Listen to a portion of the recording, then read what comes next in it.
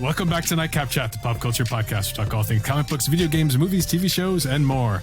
Today, we are talking about DC Fandome, or Fandom, however you want to pronounce it. I'm Blade O'Neill. I'm Kemba. Wow, I don't even know what you just did there, Lance.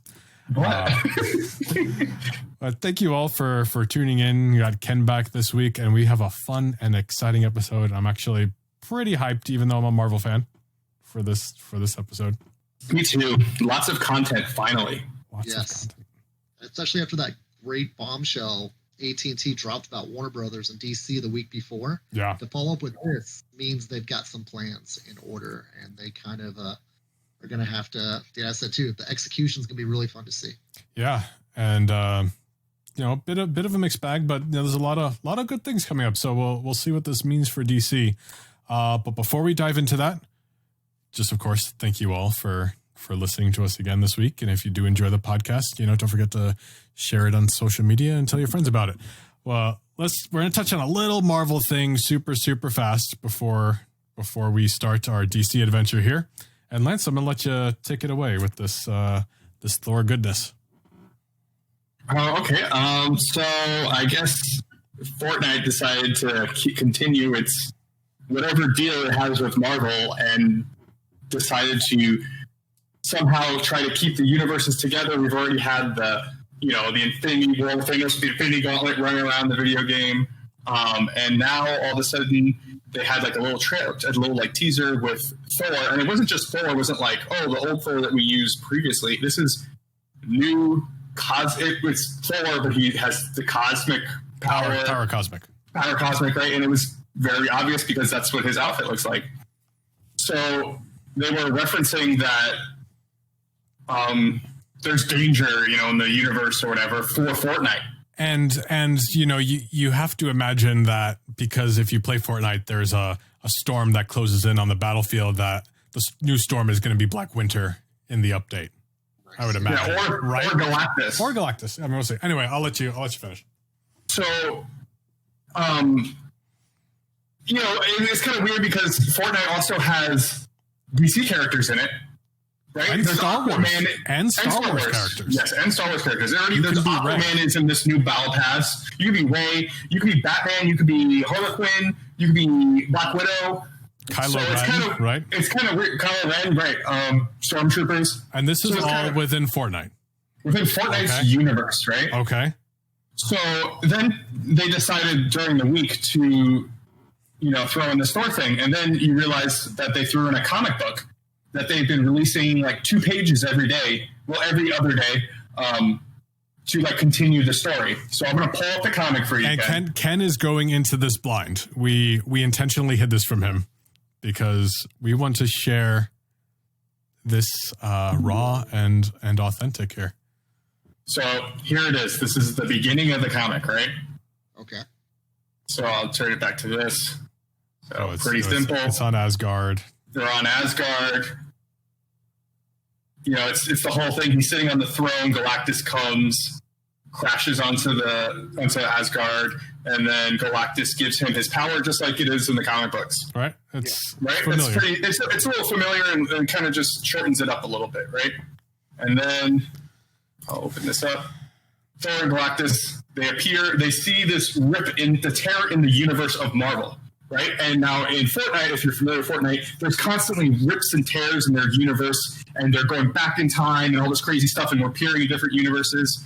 And then, Galactus sees this and he says, the power there, it's infinite. I can't escape it. And he just goes for it because we know he's looking for power. That's what the whole comic is about right now. So he goes and Thor's like, no, you can't go right. We have other things that we need to do. And then boom, now Thor is in Fortnite. Thor in the comics goes to Fortnite land or Fortnite universe or whatever you want to call this. Thor is there. Thor's there now. And he goes and he's trying to, help and save these people because he's saying, Galactus is going to come and destroy your universe. And it's Fortnite, and all people care about is it's a battle royale and everyone's ready to kill people. So what happens? Thor gets shot in the back and starts getting attacked by random people. And like, there's even if you play Fortnite, there's a banana character. The banana guy's trying to shoot him, and like all the characters from Fortnite. So they're, go on. So he's like, okay, well, I guess I have to battle them. So they just added 2 new pages today. And Thor starts, wailing on everybody. Right? He punches the banana in the face. Banana guy. But that guy's face expression cracks me up. Wiggly mouth now. I don't know. What's interesting though is Thor gets mad and he goes like, enough, and then he says something's coming, and none of you will be able to defeat it. And for I'm the god of thunder, king of Asgard, I am. And then it goes to the next page, and he drops his hammer. Yeah. And she goes, who? And he goes, I remember. And then he says, you, the one with the cat. You, I remember. So for some reason, he remembers this chick from Fortnite. So now they're not only are they putting it in there, they're putting backstory that he has fought them before or in the past. And that's where it ended today. So what really is it? Angela in a skin, a Fortnite skin? I'm going to pull up the skin because I think I have that skin. So really what this proves, and tell me if you disagree, there is a legitimate multiverse within the Marvel multiverse is Fortnite. Yeah. So when's the miniseries going to come out then? The 27th is when this all is going to come to a conclusion, I guess. And there's going to be an event. So I'm assuming that's when Galactus is going to come, and there's going to be an in-game event where you probably have to like try to kill Galactus or something. That is crazy. Awesome. So how do we order this comic to be printed and brought to our house? That's a great I don't question. know. That is a great question. We got to ask Marvel and Epic Games. It's probably going to pop up in some trade paperback, like a Fortnite story trade paperback or something. Right. And I even forgot Psylocke's in the game, Domino, Cable. I forgot. They put the X-Force in there. That is epic. That's cool. And you got Ray. I have Ray, and she has the Psylocke sword. You said there are DC characters in here too as well? Yeah. There is, but I didn't buy him. But there is Aquaman. He's in the Battle Pass. Yeah, there's Aquaman there. So there's Aquaman. You can get him, shirtless. Yes. Or that's how I like nice my Aquaman. I like the gold chainmail. So that was too crazy to kind of not touch on. Yeah, it was kind of what's going on. Good God. Okay, so there's going to be a Marvel Fortnite major event with DC and Star Wars all in the same universe. One of those things is not like the other. Is all more Disney except DC. Yeah. Right. And I mean, I don't know. I don't want to say that I've been predicting DC Marvel crossover for the last year, but I have been predicting Marvel DC crossover. I think it's something they're pushing for drastically.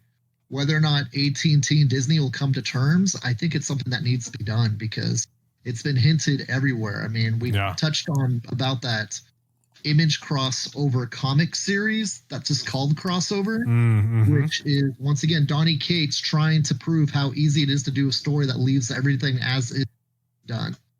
And so if they can pull it off, dude, what are they waiting for? It's 2020. I mean, the apocalypse is come and gone. Let's get this done. Well, to your point where you can do a crossover and it not affect each other's universe. Yes. You can do that by putting everyone into Fortnite's universe, which is a different universe, and then pull them back out. Brilliant. You're right, dude. Have Fortnite just kidnap both universes. Yeah, just let them do whatever with the crossover, and then who cares? They're all going to come back, and you don't have to worry about it. Yes. That would be awesome. That would be crazy. Throwing Capcom, too, dude. Put a Capcom in there with it as well. Marvel versus DC versus Capcom versus Street Fighter versus Mortal Kombat. Now it's one character from each universe brought into the one other universe. So DC gets to take a Marvel character, Marvel gets to take a DC character, and Fortnite makes the Capcom character, and Capcom takes a Fortnite character, and you have a universe exchange type of thing too. Hey, unfortunately, Marvel gets Booster Gold. We're talking about the short end of the stick. Yeah, DC gets Gwenpool. Damon, since she's already reality hopper anyway. Yeah, they can have her. Yeah, you know what I mean? And it's just like the character that struggles the most in each reality gets thrown into another reality and becomes that character. That's really funny. That is funny. Yeah. So that'll be kind of a fun transition of characters. And I don't know, I'm all for it. Whatever they can do to make it work, whether it leaves a leftover character in each other's universe or not, still make it work. And I don't know whether you guys play Fortnite or not, I encourage you to try to at least like look these panels up, because it's just crazy to see Thor get sucked out of the Marvel universe into Fortnite. And not only just get sucked, I mean, he's chasing Galactus, who's trying to go for, like, he's like, I'm going for this. You know what I mean? Yeah. And one thing that I think is really cool though about this, like, I stopped playing Fortnite. I've only been playing it for a little bit, like randomly now lately, just because like I want to play a shooter game. There's a thing I want to play, but I think this is going to be great because there's so many little kids that play Fortnite, and if this can help get kids to like get into comics and help them like read and not play video games, but maybe like encourage them to go read some comic books, I think this is going to be great for all the kids that play that. That's one thing, that really big positive thing that I took out of this was like, that's cool that it's kind of like you're helping reach out to that like group of people. Yeah, and it shows cool people hanging out with the comic book they're reading comics, which is cool too as well. Yeah. Super encouraging to read comic books, as you say. And with all of these like cross promotion kind of things, like it's always, whether it's been comics or not, it's always been the movie version. And within at least, recent memory, there hasn't been an event like this that's based on comic book specific characters and events. Like, this isn't Thor from the movies. This is Thor from that comic with the power cosmic, dealing with the stuff with Galactus and Black Winter. Like, it's that Thor comic. And that's what that event is. So like, that's how big this Thor thing happening is, right now within Marvel Comics, that it's crazy enough to influence a game like Fortnite, or that they wanted to, collaborate on something here, which is really neat. Yeah. All right. So today's episode is supposed to be about DC. So let's dive into that now. All right, that was too exciting not to talk about. Yeah. Thanks for sharing. That was awesome. Yeah. I'm so glad you got to see that. DC Fandome was over the weekend, and you know what? We talked a little about San Diego Comic-Con from home, and it was kind of underwhelming. And I'm kind of starting to see now, I think Marvel and DC and everyone were just, they didn't want to share anything. And I mean, DC was probably saving everything for this. Right? Like, we don't need you guys. If we're going to do a live event, we'll just do it on our own platforms. What do we care? And as far as I'm aware, there was still no fan interaction or anything. But I mean, that's not either here nor there. But we had some trailer reveals. I think that was one of the biggest things out of this. Like, we had all these trailers for things that shouldn't have even had trailers, but we'll get to that in a second. There was a trailer every hour. Yeah, it was crazy. It seemed like it. So let's start with the video games here for a second. So the Arkham Knight video games. Honestly, I haven't played them. I've watched other people play them. But we're kind of getting two spin-offs here. And the first one is Gotham Knights, I believe, is what it's called. So within this trailer, we see Bruce Wayne died, I guess, at the end of the last one. I don't know. He died in an explosion. Is that how the game ends? Supposedly, yes. I didn't play it. I don't know. Is he really dead? I have played the games. They're very good. Okay. Well, is he really dead? I doubt it. Probably not. Probably not. No way. So you can play as Robin, Batgirl, Red Hood. Oh my gosh, who was the other person? Nightwing. Thank you. Nightwing. I was so worried about remembering Red Hood that I ended up forgetting about Nightwing. It was a fun trailer. It was cool, and it's kind of, I'm more excited to play as Batgirl than anything else. Oh, yeah, those characters. Yeah, Jason Todd, the Red Hood. I mean, it's seeing the Scar edition they did on him too as well. I mean, that must be something that else comes out of the Arkham Knight video games, because he was the Arkham Knight in the video game story, was he not? So is there a transition from him going back from Arkham Knight to the Red Hood? You know, I didn't play it, so I honestly have no idea. I didn't play it that much to remember. I don't know. Okay, that's just like what customers told me in the past, is that the Arkham Knight's actually Jason Todd. Okay. That's kind of crazy. Yeah, so something happened that gave him that, because it almost seemed like Joker-esque, you know. Yes. Like the way that scar was. You know, honestly, I mean, it does look good. A lot of the trailer didn't show much. It was kind of like, you can play as this person, that person, and they're running around stopping crime, you know, and that was great. But all of a sudden, toward the end, it kind of stops, and it was like a little girl voice kind of talking, and then all of a sudden you see somebody in a Court of Owls mask. Yes, which is unbelievable. Scott Snyder's creation. Yeah. Comes to life through video games. And yes. I can't wait. This is, to me, the next step on it headed to the movies. Mm-hmm. Because it seems like they always kind of test things out first in video game mode. Yeah. And then if it's enough of a great fan response, we're going to get our Court of Owls movie. And we already had the animation version of it too as well. And so this is step 3, comics, animated movie, now video game. Let's get it into the full motion picture, and that's gonna be one of the best stories you'll ever see in a Batman movie. You're absolutely correct, and I don't want to get ahead of myself here, but there was an owl on that card that Bruce Wayne picks up, that Robert Pattinson's Batman picks up within that trailer. You know, I did not catch that. Yep, there's an owl on the greeting card. Anyway, we're gonna get to that later though, and then of course they show Talon popping out of the little tomb thing. So more than just there being the reveal for the Court of Owls, it almost makes me wonder, you know, because like the Court of Owls, Batman didn't even know about it, you know, within the comics, and they're a big deal. Yeah, it was a childhood nursery rhyme to him. Mm-hmm. And exactly. he did all this research to find if they existed. Mm-hmm. He couldn't find a thing. So they were that good. The greatest detective couldn't find him. Yep. Yeah, Bruce Wayne, the world's greatest detective, couldn't even find him, even before becoming Batman, and much less trying to prove it afterwards, too. Mm-hmm. But it wasn't until they revealed themselves that Batman knew they existed. Mm-hmm. And now Batman's dead, but what I'm kind of thinking here is, you're not just going to kill Batman, right?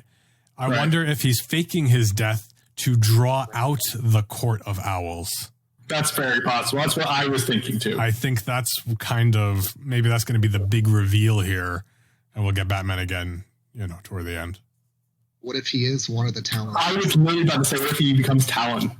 Oh, yes, I was thinking to myself. Yes. Wow. Okay. Yep. Actually. Sure, and then they can maybe he's a Talon as well. Yeah, maybe they can like bring him back from whatever, like brainwashing or that'd be cool. That'd be fun. Get to fight Batman in a video game. Yeah, I totally want to do that. And he was brainwashed through this technology that Brainiac gave him, and it's going to tie into the Suicide Squad video game. That'd be deep. And speaking of Suicide Squad, yeah. Suicide Squad, that looks like a fun game. I'm surprised that we kind of got 2 of like the same thing going on here, where like there seems to be 4 playable characters, and you're kind of on a mission just in different DC cities. You know, one is Gotham, one is Metropolis, but one you're like the good guys, and the other one you're the bad guys trying to hunt down the Justice League, apparently. Right. I guess. And it looks like Brainiac's taken over the entire city. Right? Yeah, you cannot mess with Brainiac. I can tell you that much. I mean, when his ship gets there too, and you see the ship in the background, he's coming full bore at you, which is pretty intense. Yeah. It gives me an excuse to hunt down Superman. Like, that sounds awesome. Like, I don't like Superman.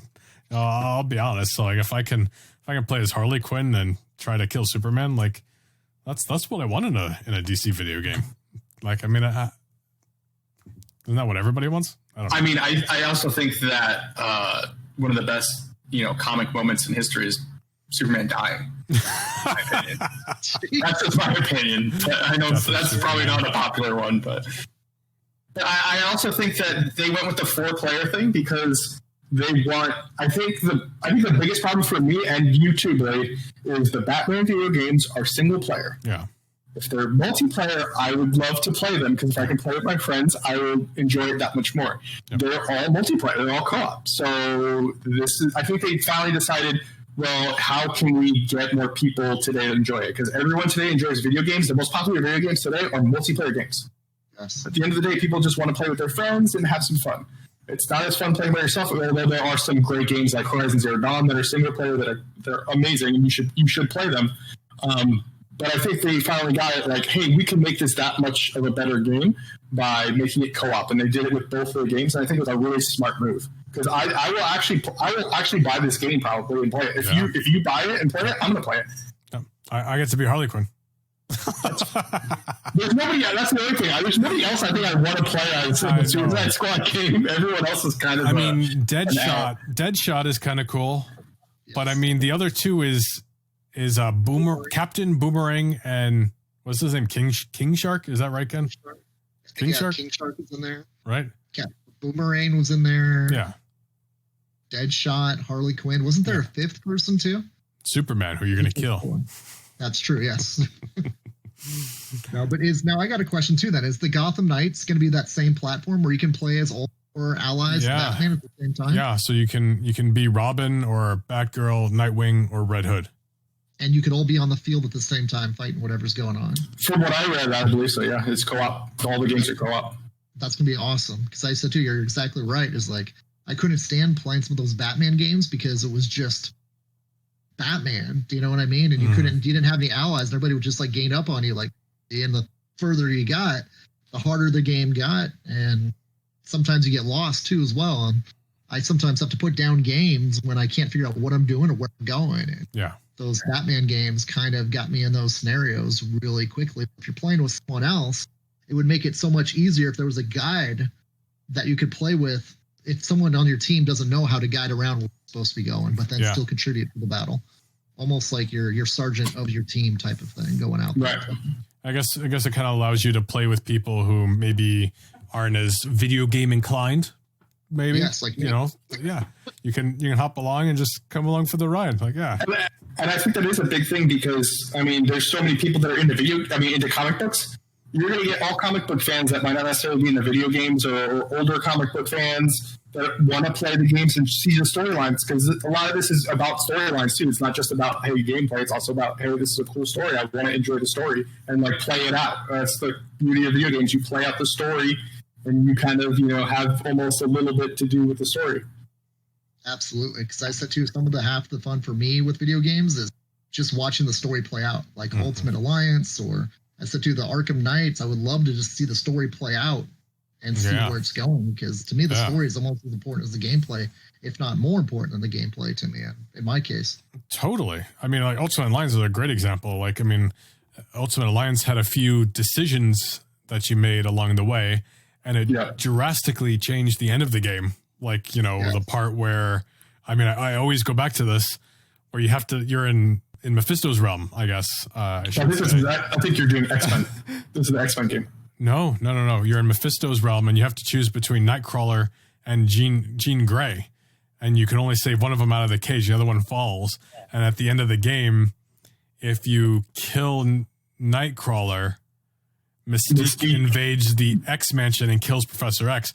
But if you kill Jean Grey, she returns as Dark Phoenix and kills everybody. The entire universe. Yeah. So there's really no good, outcome for that. But those are the worst one. The worst one in that game though is one that we didn't do, and it was you were supposed to find all the pieces to the ultimate nullifier. That's right. And if you didn't find them, Galactus comes and you all die. Thanks for the world. It's not obvious that you're supposed to find all those pieces, but yeah, I mean, Ultimate Alliance is a great example. But yeah, I mean, just like the MC for the Joe Quesada interview at San Diego Comic-Con from home so astutely pointed out, stories are important. That's why we read comics. That's why we play video games. It's for the good story there. Yeah, it'll be fun. And, maybe once these come out, maybe we'll even do a stream of the three of us playing these games together, even if it's just once or twice, that might be fun. So we'll see what happens there. Aside from video games, we also got, we got two movie trailers, right? And then one behind the scenes thing. Oh no, 1, 2, 3. We got 3 trailers and one behind the scenes thing. The behind the scenes thing being the Suicide Squad, which there was no trailer. So whatever. Let's start with Wonder Woman. Gal Gadot, she's the best. She's the best. She's awesome. How about her? Don't even care. She's the best Wonder Woman. We should have done this a long time ago. She's my second wife. Yes, totally. Did you see the Linda Carter interview with Gal Gadot too? So I couldn't get through any of the Zoom things, but was that good? Because that does sound interesting. Yeah, I was pretty impressed. Like Linda Carter totally is very like, oh my gosh, she's very respectful of Gal Gadot and the choice they made. She goes, it took this long to replace me, but they found the right person. Totally. That was kind of like her impression on it. It was very cool seeing Linda Carter get excited about someone else taking on the mantle after she held it and like more or less perfected it up until Gal Gadot coming along. Are you kidding me? Yeah, of course. I don't think anyone else in Hollywood could do a better job than she has. I just got chills. Got it. Well, Gal Gadot, she's Israeli, right? So, if you're from there, you have to serve within the military. So, I mean, she was in the military, like you, at first you may think, she's kind of skinny, model, whatever, but like, no, like Gal Gadot's a badass, and all of these nerds or any nerd who is hating on her, she's a badass and I don't even care, she's awesome. Like she is Wonder Woman. She's trained to literally kill people in real life. So nobody should really be hating her. Yeah, totally. So, we also got our first look at live action Cheetah, which was interesting. Yep. I see you guys making faces. I didn't think it was that bad. I don't know. Yeah, it's hard to make Cheetah look good on screen, in my opinion. Yeah. Maybe it's just the whole 80s costumes too that I don't know who the secret identity of Cheetah is. Unfortunately, I don't follow. Barbara Minerva is this particular one that Kristen Wiig is playing. From what I understand, there's more than one Cheetah. Right. So it's just one of those things too. Is I'm sure it's going to look better in full film, as you said too. Is like that, just little quick snapshots. It looks good. It's just when I see the still shots, it bothers me when I see the still shots over. Sure. And so when it was in the full motion, that did help, which was kind of awesome to kind of make it in full motion. But seeing some of the still shot promotional stuff of Cheetah, it's just very unappealing to see marketed in a way. Like a step up from Cats. Oh no. I'm pretty sure Cats is what caused COVID-19, so that's bad. But the other thing is I know Cheetah is a Wonder Woman villain, but how is she going toe to toe by herself with Wonder Woman? Who just fought Ares? Who just and in the movie is jumping on lightning bolts.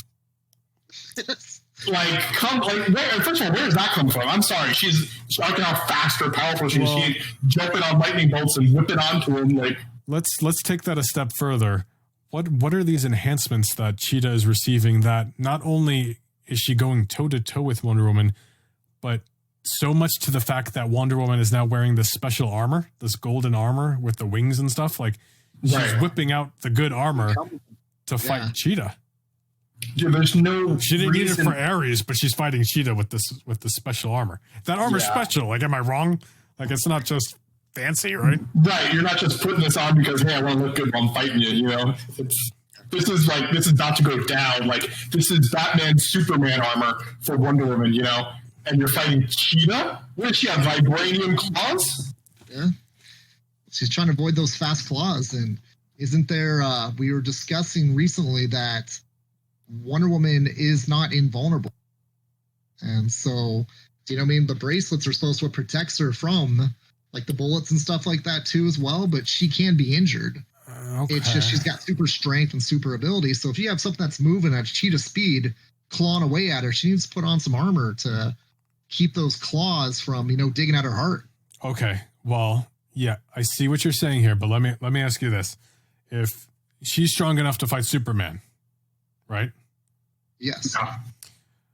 If you Superman probably holds back too. Well, I hate saying it. Okay. Well, even if he's holding back to a degree, assuming you have strength up there to whatever level, your muscles and your bones have to be able to withstand that pressure to a certain extent. Yes. You see what I'm getting at here? So at what point does the invulnerability come into play?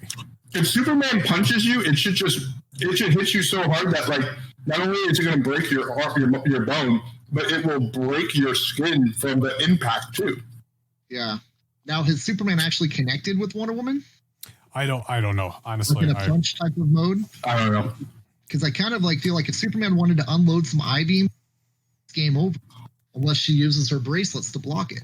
But she's fighting Ares, and Ares is Superman strong. Okay. Right? That's true. Because, I remember his hero click was like the best hero click back in the day. Oh my gosh, it was so insanely overpowered. It was ridiculous. And Wonder Woman's got super strength and all that good stuff too, as well. She could fly technically too, but as that too is like she's not invulnerable completely, from what I understand. Okay. She doesn't want to get scratched. Fair enough. I don't want to get scratched. I'm just trying to use the justification of what they're trying to do in the movie there as to. I don't know. It's just I see the fight in my head, from the comics standpoint of how powerful I've seen Wonder Woman, and from the little bit I've seen from Cheetah, I just feel like Wonder Woman would punch her once, and it would just kind of be it's basically over at that point. It can't be. I know she's a Wonder Woman villain, so she's got to have a degree of strength, kind of like the Hulk, right? It's got to be something like that. Yeah, some kind of magic potion that gave her the strength and the speed of a cheetah. Well, it seems like Pablo Pascal is going to be responsible for. That's what I kind of was. That's what it seems like from the trailer. Although maybe there's a lot more to it than we realize, and they're being Marvel and they're hiding some things. It's possible. That would be great because they kind of blew it last time. They had secrets before, Yeah. But they did do a good job hiding Ares from the first Wonder Woman movie, because I thought it was just the military guy, and in the opening cinematic they mentioned Ares. So I was like, wow, they're mentioning Ares. Ares is really powerful. That's cool that they're even talking about him. And then she's going off the Ares the whole movie. I'm like, oh, okay. And I'm like, okay, she's not going to find Ares. It's going to be maybe after the credit scene. But she fought Ares at the end. I'm like, wow. That's great. I didn't like that he was a skinny dude with a mustache. That was kind of weird. I almost choked. Aside from that, it was cool that Ares was there, Another advantage of Wonder Woman against Superman 2, going back to that, just as I was thinking here, yeah, is Superman impacted by magic.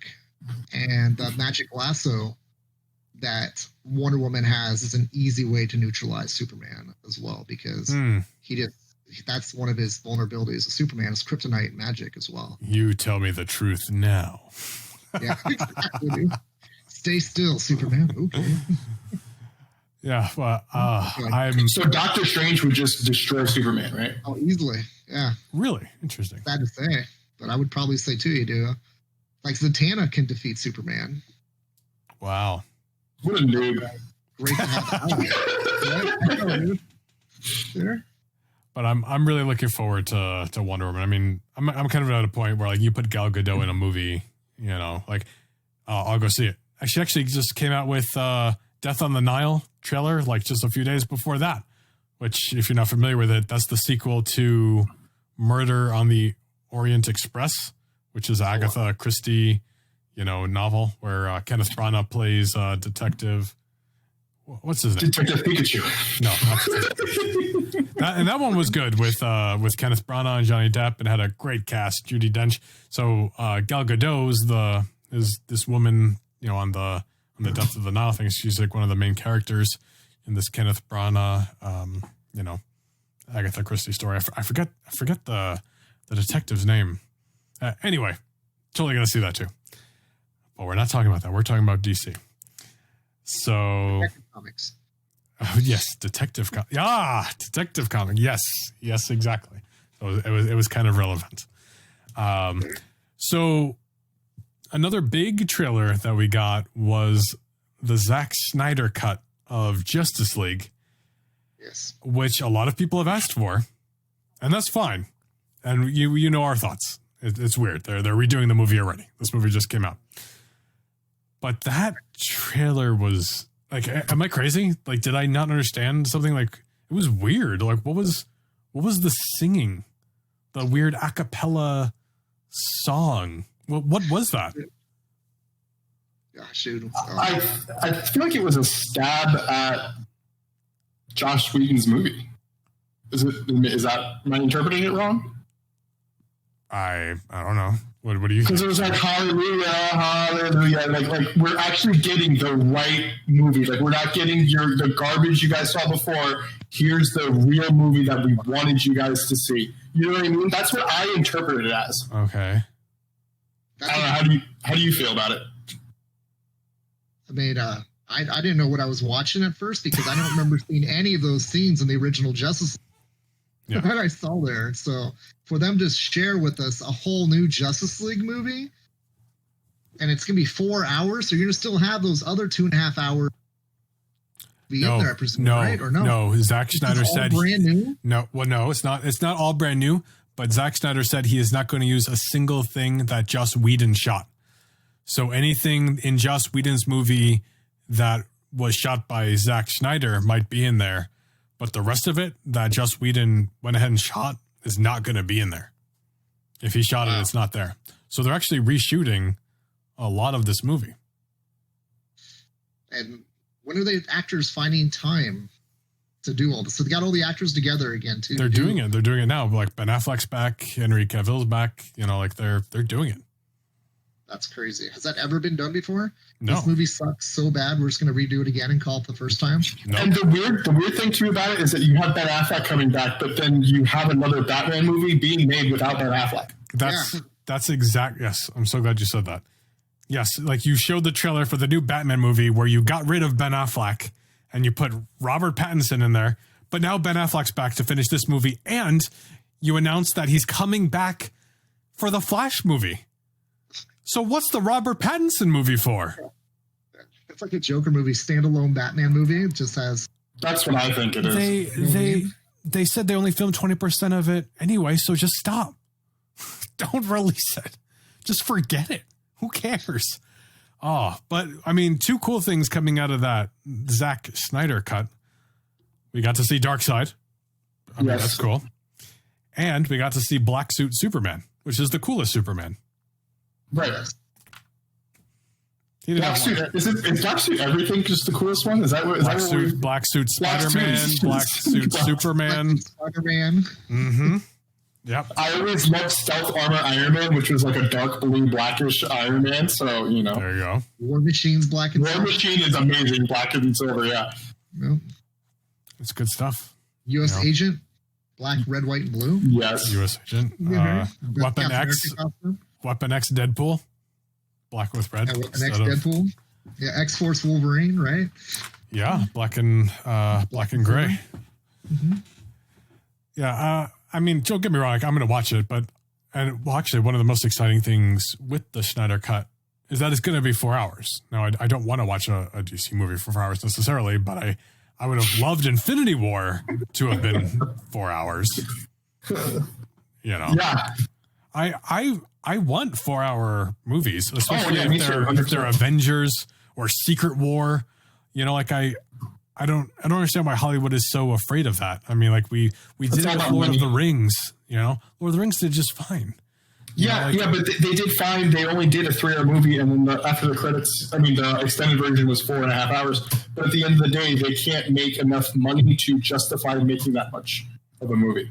Because they're not going to put it in the movie theaters, because then if you make it a 4-hour movie instead of a 2.5-hour movie, there's like 2 less showings you can show a day in each theater. And they don't want to do that. They need to make sure they hit those numbers. And then if you're going to put it into an extended version for a DVD, they need to make sure that those DVD sales is going to be enough for those extra 2 hours, and it's probably not going to be at the end of the day. Then 3 hours is fine. That's why they did Avengers Part 1 and Part 2 basically for Infinity War. You're right. We got our 5-hour movie. Right. it was Part 1 and Part 2.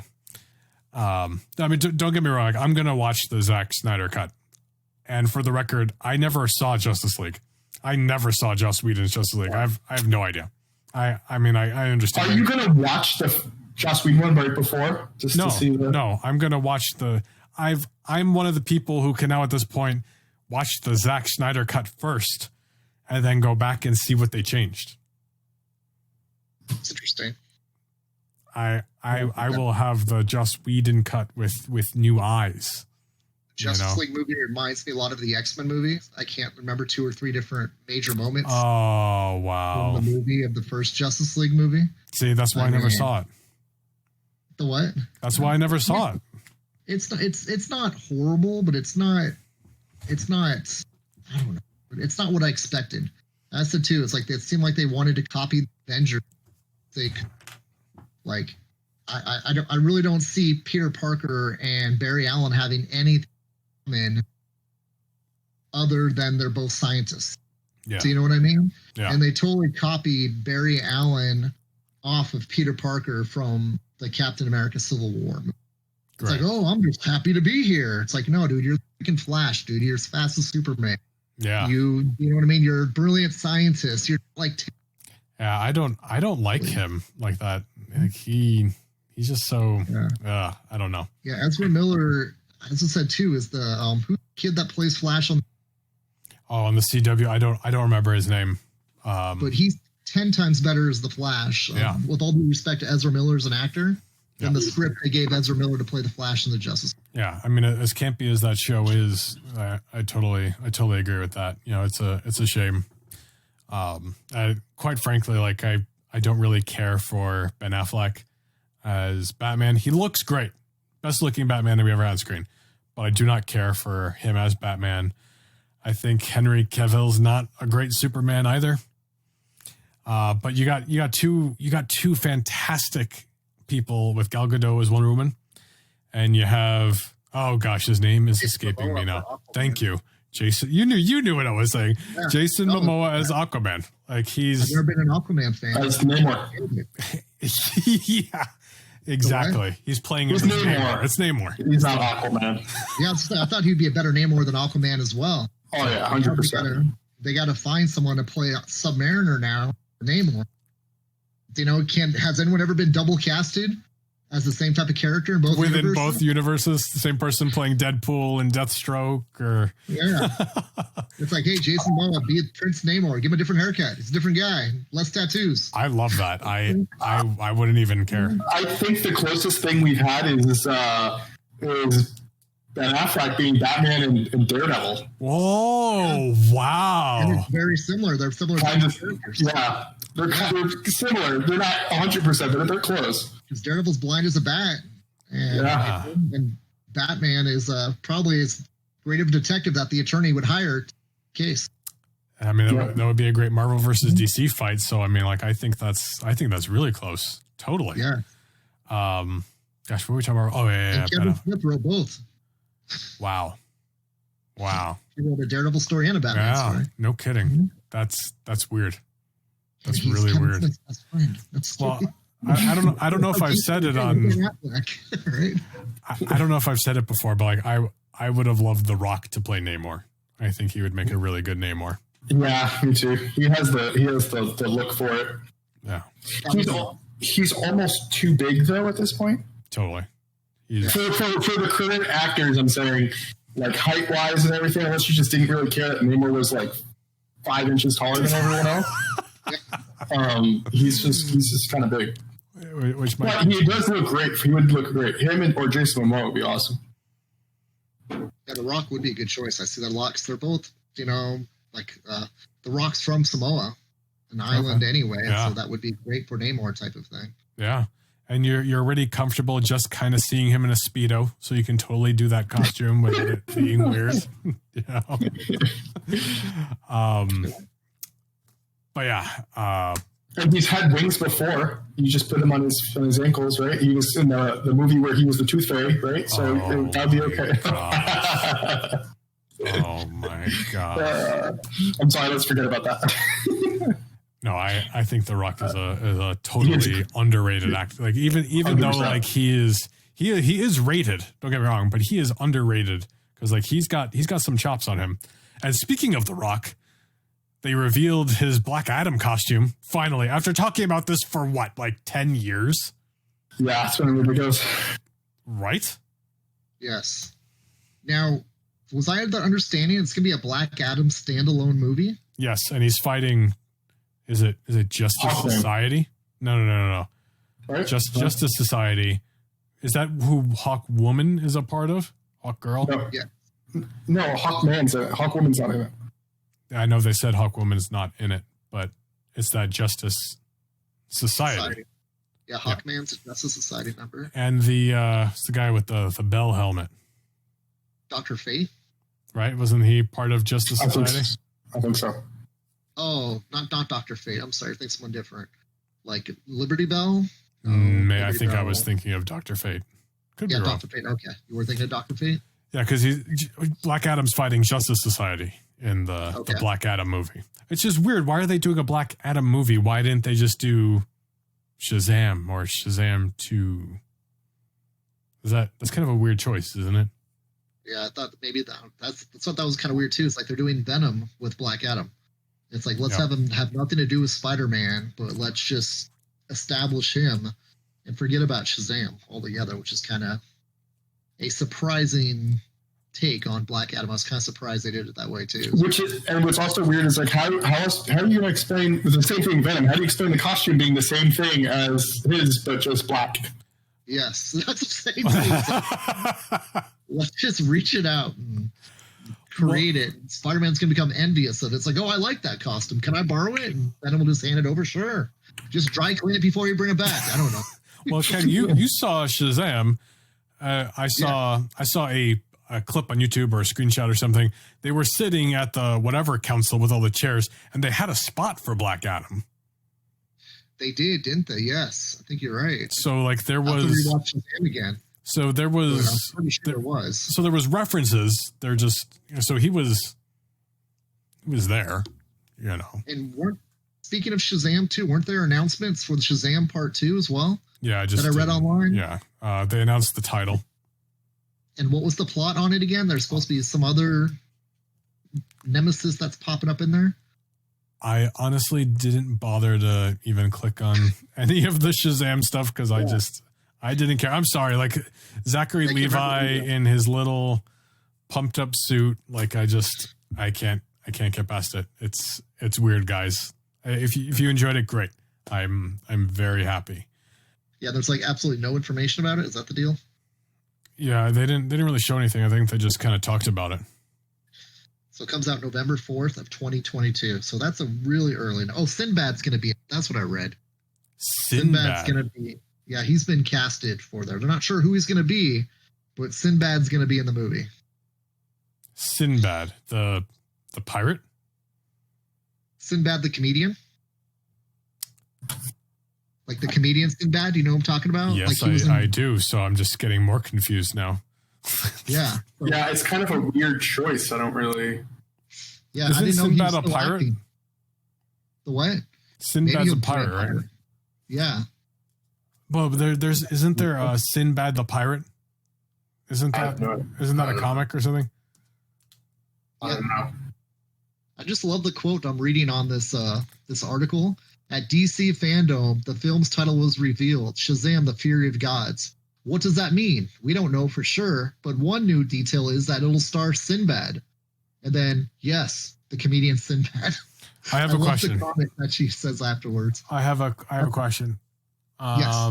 Sinbad, he played a genie Yes. called Kazam Yes.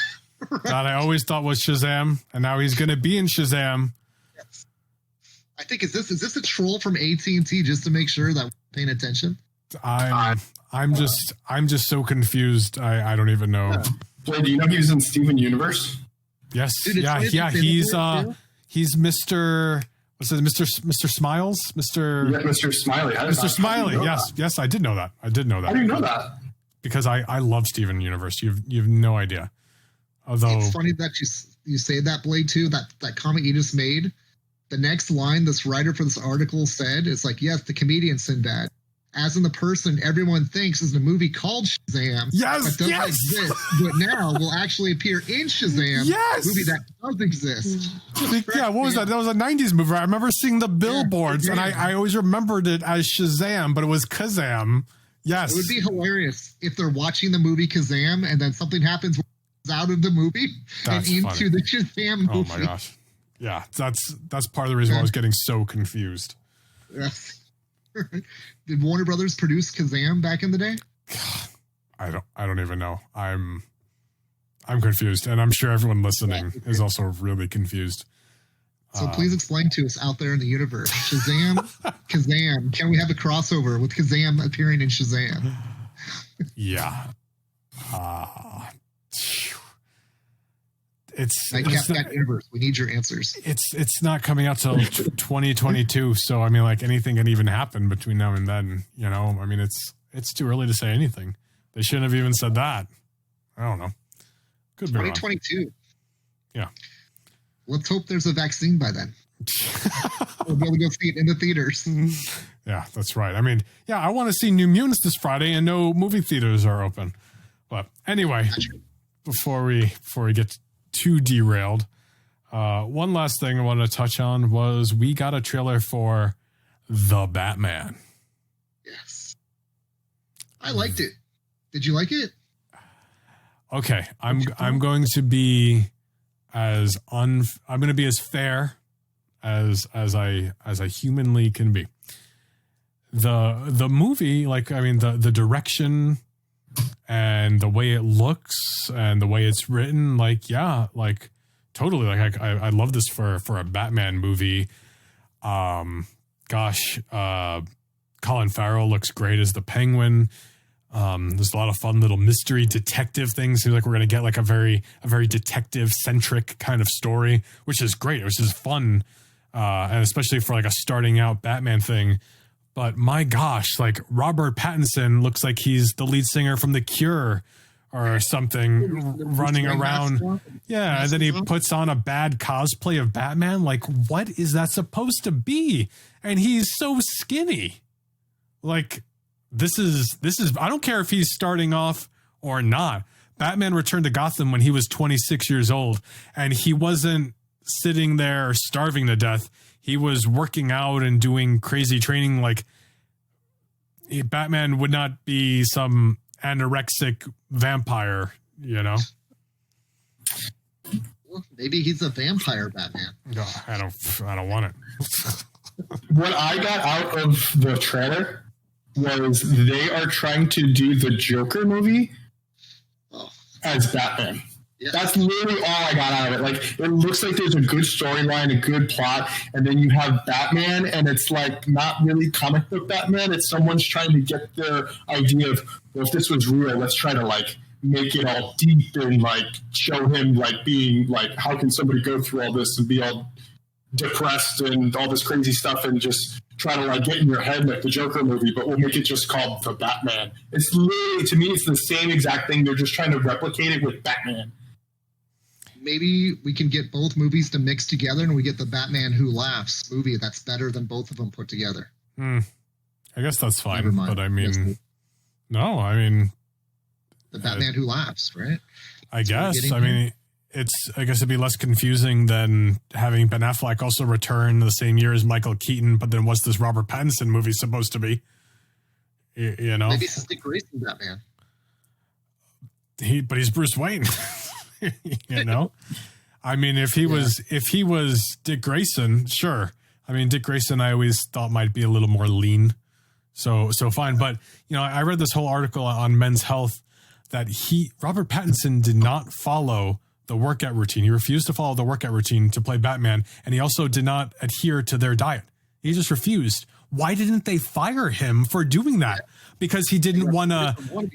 He said he didn't want to set like an unrealistic precedence. Like, give me a frickin' break. Like, are you kidding me? Like, this is your job.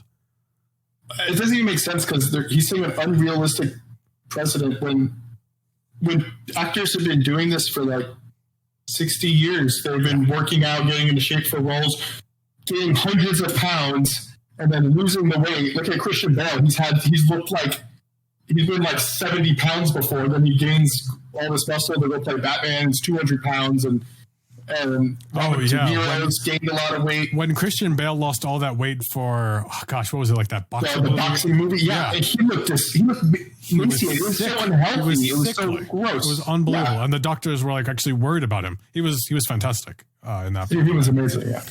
I mean, to me, like Christian Bale didn't even put on enough weight, but I'm glad that he tried. I mean, like, don't get me wrong, like he was fine. I mean, you can't expect the world. Like it does get to a point where look at Chris Hemsworth when he first played Thor. He was not big enough to play Thor, but he tried. And by the last movie, he was actually decent, right? He wasn't huge, but it was enough that you're like, okay. How about Chris Evans though? Chris Evans, he did good. Yeah, he did great. Yeah, like I don't want to hear it. Like you're making millions of dollars to play Batman, and you're not gonna work out. Like get out of here. Like you don't deserve to be out. He should have been fired on the spot. I don't even care. I don't care if he's the best actor in the world. This is your job. Your job is now to work out for a month or two before you start filming. Give me a break. For nothing, he's Robert Pattinson. He's not like. I'm sorry, you're not freaking George Clooney. You're Robert Pattinson. Like, nobody cares about you. Your career could end tomorrow and nobody would blink. Yeah, his career will end if this bombs. I don't care. What?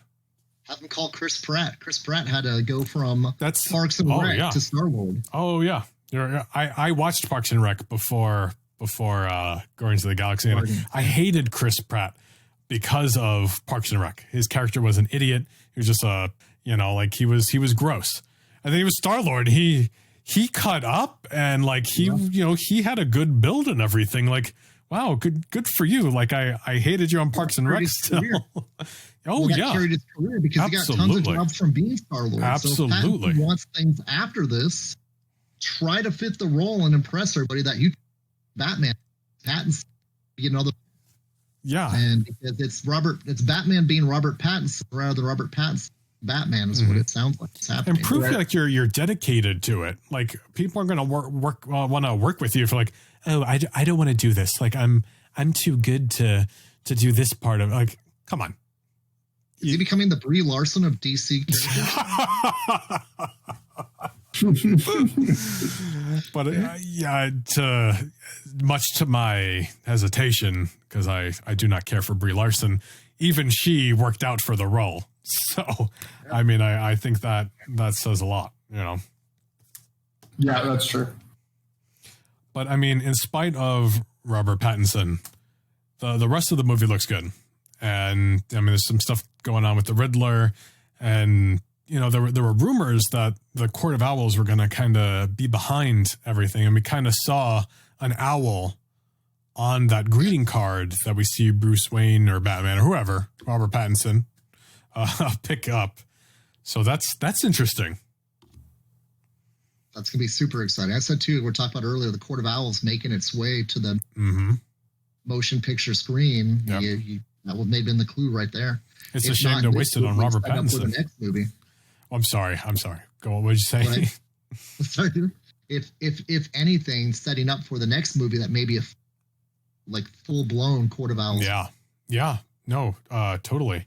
Gosh, I just because it's also because he's like starting out. So like, are they also doing year one? Because they kept saying year two. It's like year two of Batman. So it's probably gonna be like a little bit of starting out, a little bit of Court of Owls. So like, I mean, like you almost don't want to do Court of Owls like right out the gate, right? But if they're not doing any more Robert Pattinson movies, I guess this doesn't matter because we have Ben Affleck returning. So what are we doing? Who is the DCU Batman? Who's the Joker? I don't know. What is DC? I don't know where anything is anymore. Well, the one thing that DC's proven is they're not afraid to interchange who's under the suit. I mean, obviously. And then put him back. Yeah. It's not really working. So Brandon Routh was both Superman and the Atom inside of two separate DC universes. Yeah. Incarnations. Yeah. You know, like he was the Adam inside of Legends of Tomorrow, but he was Superman, and they just did one and done and moved on to Henry Cavill. But and I still think Brandon Routh's a better actor than Henry Cavill, but that's just my personal opinion. I mean, I liked him better as Superman. I can't say here or there who's a better actor, but was even more Superman being Superman. Yeah. What was even more interesting about the Brandon Routh thing was when they did Crisis on Infinite Earths when he played within the Legends of Tomorrow universe, he reprised his role as Clark Kent within the Crisis on Infinite, which was really cool, actually. Yes, because Christopher Miller showed up as the Flash. Yes, from another universe. So they didn't put Henry Cavill in as Superman. They brought back Brandon Routh's Superman. So the Singer Superman universe, obviously being totally different than the current Justice League universe they're dealing with. I feel like at this point they're kind of like throwing everything on the wall. And then at the end of the day, once this Fortnite thing eventually ends, they're going to get rid of for certain universes, right? And whatever stuck for the best is what they're going to keep. Like they're going to be like, okay, this Batman was the best, all the other Batmans are dead. This Joker was the best, all the other Jokers are dead. And you know what I mean? Like that's what it feels like. That they're just trying to like, we'll do a bunch of different universes, and once we get through all the universes, we'll see who likes what the best, and then we'll run with like our regular storylines after. Once we like weed out the 7 Batmans we've done and pick the right one. Yeah, I think that's the one flaw but beauty of the DC universe is in the comics, multiverses work. In the movies, it confuses the heck out of the viewers of like which direction are they going on stuff that's not even here yet. Do you know what I mean? It's like that. Yeah. You're totally right. I mean, this whole Batman Pattinson could be just a separate Batman story, which they've kind of haven't they been called it just a detective story, right? So that detective story, Batman story, is kind of like we said earlier about that Joker story. That Joker story has nothing to do with the rest of the DC anime or cinematic universe. It's just a Joker story. And this Batman story that's coming up may just be a Batman story. And it's going to have a beginning, a middle, and an end. And that's it. I just think that's confusing. I mean, Marvel is just now getting to multiverse stuff after doing 10 years of movies within continuity. And they're slowly starting to explain it. DC just kind of like throwing stuff up. Like, it's just confusing. Like, well, what's what? You know, what's supposed to be canon? Like, what universe is this? Instead of just slowly and explaining, like, okay, here's a new universe and this happened here. And like, you know, maybe taking the time to get the Flashpoint might have been a good way to introduce that, where we first see an alternate universe where Bruce Wayne dies in the alley instead of, you know, Martha and Thomas, you know, and then, you know, we get little branch offs, you know, and whatever. I don't know. It's confusing. You got to take it slow. Like this is a marathon, not a race. Like DC is trying too hard to do what Marvel is doing without taking the time. They're trying to play catch up. That's really the thing. They don't have to. They have great characters and stories. Like, take your time and do them good. You don't need the Justice League right now. Do the great Batman and Superman and Wonder Woman, Green Lantern, Cyborg, even Aquaman. There's no Green Lantern. We killed them in the Marvel Cinematic Universe. Teen Titans, you know. You can do Nightwing spinoff. You do Batgirl. There's so many great stories to do. I think they need a dedicated figurehead. That's something that Marvel has had. Yeah, pretty much the whole way through. Is like Avia Rod's been dedicated through the whole presentation of all the movies we've had so far. Correct? Yeah.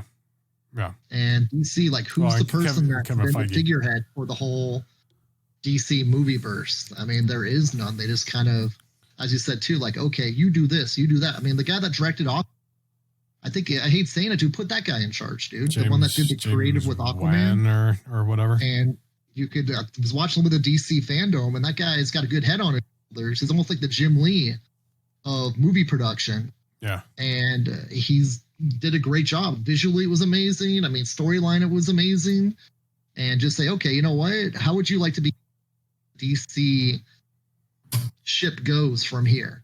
And then he's the one that's more or less the figurehead that keeps the universe woven together, not just separated all over the place. I thought for a while there they had one of the comic book creators consulting on. Jeff Johns was consulting, but he's not in charge of everything, right? Well, he's just a consultant. Then why aren't they listening?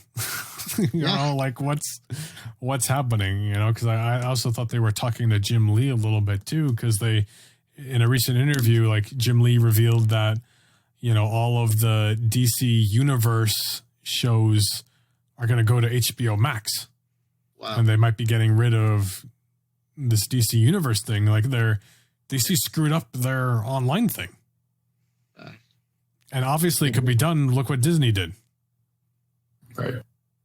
It's possible. Yeah, that's a little different. That's a little different. Is it though? Because you even developed original content, but what did you do? You did that. But Disney has Disney. Sure. People subscribing for the Disney movies more than the Marvel movies. Then you can do Warner Brothers streaming service, and you include the Warner Brothers catalog with the DC catalog and whatever else they own. I don't know if Warner Brothers has enough good movies. But you know what I mean. Like I know even if DC is that drawing point, it's about the price point and the content. And I never subscribed to it, but from what I understood, they kept pulling stuff off, and then they did a Batman month. And then they pulled it all off, and then there's Wonder Woman. It's like you couldn't just like watch everything. Yeah, it was chaotic. I was hoping when I was like using the DC Online app, that was giving me a full comic book library. Yeah. And it was so sporadic. Like they would take, as you said too, take stuff up, down, and put stuff up that if I wanted to read Crisis on Infinite Earth 1 through 12, it wasn't there. Do you know what I mean? Yeah. And then 1 month they'd have Infinite Crisis there, but then no Final Crisis. Or no Crisis on Infinite Earth. And if I wanted to read Batman, okay, I can read Rebirth. What about the Court of Owls story? What if I wanted to read that? That wasn't. And so there was no definitive library or rhyme or reason. They just were feeding you what they wanted you to read at that moment. And that's kind of silly because, I mean, I get why they're doing it. They're trying to do it because they want people, they want to try to keep people going with their subscription service as long as possible, so they don't eat through like all of it and then cancel, and then they're trying to get the longevity out of it. But that's just, you just can't be that greedy with that type of a service. Like I'm not going to be able to read every single DC comic. If you're really that into it, you're not going to just. It's better to let's say I want to get into DC comics and I kind of like, I don't know, Green Lantern, so I buy the subscription for a month and just read the first 10 Green Lantern comics or something. If I'm going to do it and I know it's not there, you're just going to discourage me from ever wanting to do it ever again. Instead, just let me check it out. And maybe now I'm like, oh, Green Lantern's cool. Let me check out Batman. Oh my gosh, Batman's cool. Let me check out Supergirl. You're trying to be way too greedy, and it's just not going to work that way. It's almost like what, who was doing that with their subscription service for movies? I forgot. Was it Netflix? Netflix kind of does it, but like Amazon Prime, or I know Amazon Prime, I can't remember. Too, is like that you pay for Prime, but then they don't include everything in it. They don't. Like you pay $100 for Amazon Prime, and you think you get the whole library, but then you get the movies we want you to see, and then that's only for a limited amount of time too. And the next thing you know, it's like, oh cool, it's on Amazon Prime. Oh, now it's not anymore. Now I got to pay the $5.99. Well, it's go ahead though. You keep going with original content. I want the same like on Disney Plus. Like I want to rewatch the Marvel movies or just like watch Star Wars. And I've seen Star Wars hundreds of times, and it's just easier to click on Disney Plus. Like I'll pay the $6 just for that. But what keeps people coming back should be original content that you're developing for this platform. And Disney's done a great job with The Mandalorian. That was a fantastic show, and some of these documentary series that they're doing, and we're gonna have Winter Soldier and Falcon and WandaVision and all this stuff. And I'll be honest, I haven't watched these, but I watched the trailers for Teen Titans. It looks like garbage. And I remember you telling me about that Harley Quinn animated show and all the cursing and stuff. So I watched some clips online, and it was gross. Like, what is this R-rated garbage that this is supposed to be? Like, it's not even a comic book show. it's just adult humor for the sake of adult humor. Like there was this clip with Batman bringing Robin a sandwich, and then they turned it into a sex joke. Is that what Batman is? Where do babies come from? From Robin asked, like what is that? It's DC trying super hard to try to be the new edgy alternative of like content, and as I said too, is like that. The DC characters weren't designed to be that. I mean, if they want to do that to bring in Batman and those kind of jokes, but that's not in character with their own characters. That's what I mean. Part of, as you said, you're probably right. Part of the problem is they don't even understand their own characters that they create, because there's over 80 years, and these new people are coming in trying to make it fresh, but you don't destroy the integrity of the characters just to make it fresh. Exactly. And I said to you, with Harley Quinn, it's fine, but you don't have Batman making sophomore jokes. He's too serious. He's too cerebral. He just wouldn't stoop that low. And maybe the Batman, the animated series, was a little bit more like Batman, but that's as far as you go with it. Him being lighthearted, and he's not lighthearted, really. It was just an animated series aimed towards kids, but they still kept the integrity of Bruce Wayne and everything about him. Right, and that's fine, because I mean, they even did that with like the X-Men movies, the X-Men TV shows growing up. Not so much the '90s one, but the one that had the Wolverine and the Wolverine and the X-Men. Wolverine and the X-Men. That one was a little more geared towards kids, and they changed some things a little bit as far as like trying not to make it too serious and over the top. So obviously for your audience. That's how it's supposed to be, but with the audience is adults, you don't need to make it adult humor. No. You don't need to make it this like R-rated thing for no reason. It's just, I don't know. It could be R-rated. Just make it good. Like even Batman 66, they tried making it skew a little bit older back when it was out in 1966. Yeah. But it was still not insulting to the integrity of Batman being, do you know what I mean? Like, as you said too, Batman would never pull sex jokes with Robin. Yeah. It's because it's inappropriate, and just because it's unless it's being made understood that this is Harley Quinn's imagination of what she wants Batman, which it obviously probably was not. I haven't seen that episode. Yeah. It just got really kind of rated R way too quick. That's what I mean. Like even Harley Quinn even cartoon. the stuff like she was saying and the stuff like Joker was saying, and like even for Harley Quinn, like it just seemed like it was trying to be adult for the sake of being adult, not because it actually needed to be. Like, I mean, and you could do an R-rated Harley Quinn show. Like, don't get me wrong. That's fine. Margot Robbie is Harley Quinn. She never went that way. Yeah. In Suicide Squad, I mean, Margot Robbie, dude, she was an adult content Harley Quinn, but not to the point for just to get shock value. Yeah. It was her playing Harley Quinn, not just like, let's make it like Beavis and Butthead out Harley Quinn characters. Yeah, it's every clip I've watched. Like I'm just rolling my eyes. I'm like what is this supposed to be? Like it seems like it's geared toward 15-year-old boys, who going through puberty or something. Like I don't know. I don't know what they're doing over there. And if you like it, fine. More power to you. What'd you say, Ken? I hate saying it, but that's why we see DC struggle. Yeah, they've lost touch with their identity. I mean, as the two Warner Brothers buying DC, I guess you could say, and then AT&T buying Warner Brothers has compounded it. Yeah, it's like we have all these great properties, let's do new stuff with it. Because Warner Brothers did the same thing when they bought DC. We need to get the Batman movie. Great, this is brilliant.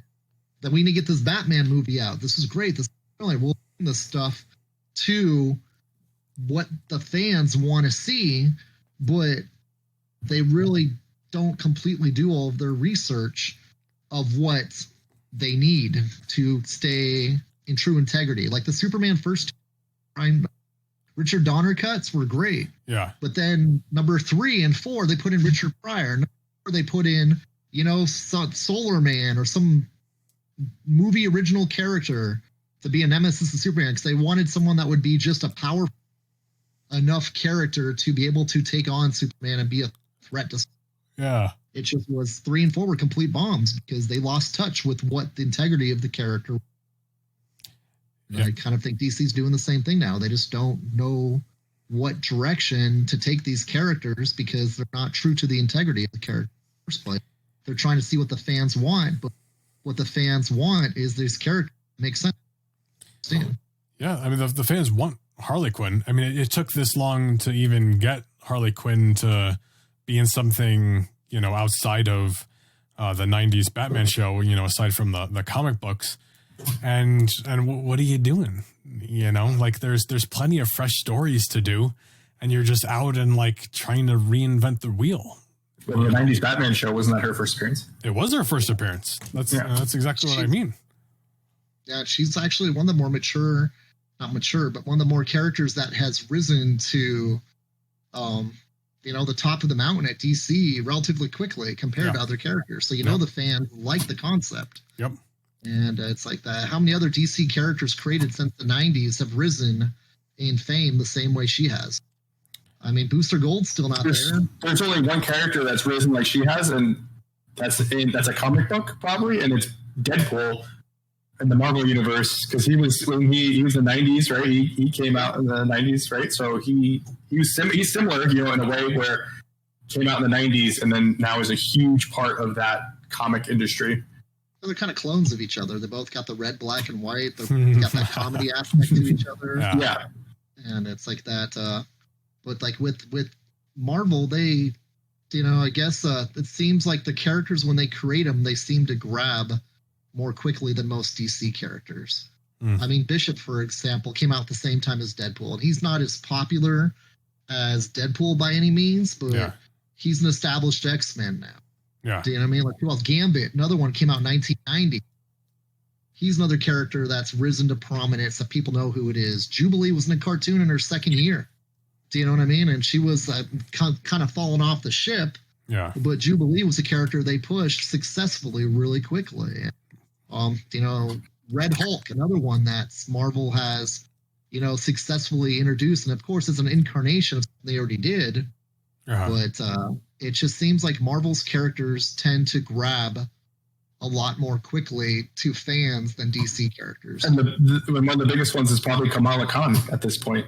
Yes, exactly. As much as you might not, some people don't like her, she's a brand new character. She's brand new, like a couple of years, and she's huge, and she's starring in the middle of the new Avengers game because she's going to be in the Marvel Universe soon. Yeah. She's kind of crazily risen in popularity. Yeah, like Squirrel Girl's another one. I mean, people seem to like Squirrel Girl more than anything besides Harley Quinn DC's put out. Yeah. Do you know? And just she's kind of ridiculous. I'm kind of surprised they've ever tried doing anything with her, because she's one of those characters that's just like, it's so ridiculous, some of the stuff they've done with her, that to like try to put her into like the general public would be like a little weird. Now, I kind of had an epiphany this week too. I was talking with somebody else about Marvel, all the new female characters they've created in the past 6-7 years, correct? Okay. Like Spider-Gwen, Miss Marvel, Squirrel Girl. Well, Squirrel Girl has been around. Well, I mean, she's becoming more prominence. Yeah, she was made in the 90s. You're right. But like Luna Snow, the new Agents of Atlas character.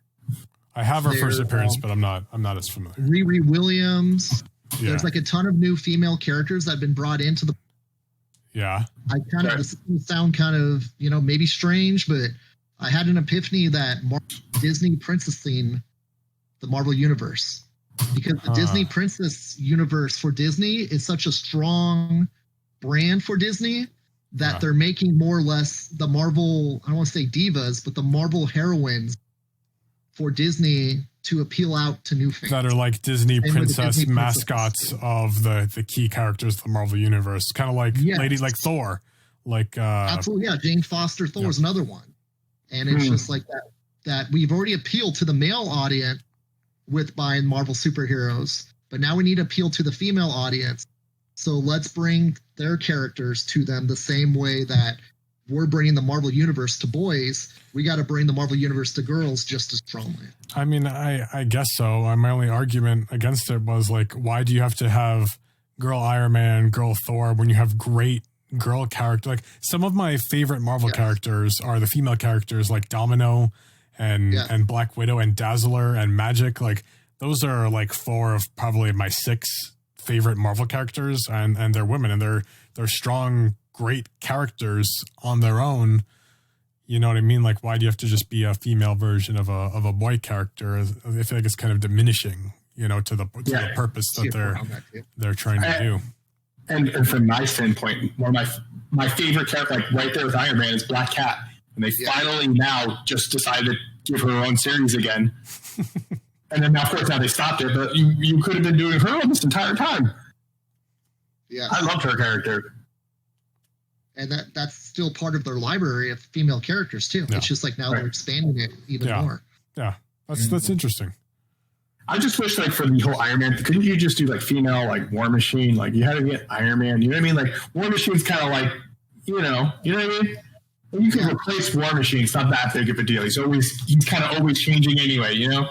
Yeah. Just make, you know, we had Iron Patriot. Why can't you just make another Iron Man person that's not Iron Man per se? And just she became Ironheart, right? So yeah, she's Ironheart. Yeah, she's Ironheart. Yeah, I know, but you made it. You got rid of my Iron Man. It's just Iron Man's back. The whole thing makes me mad.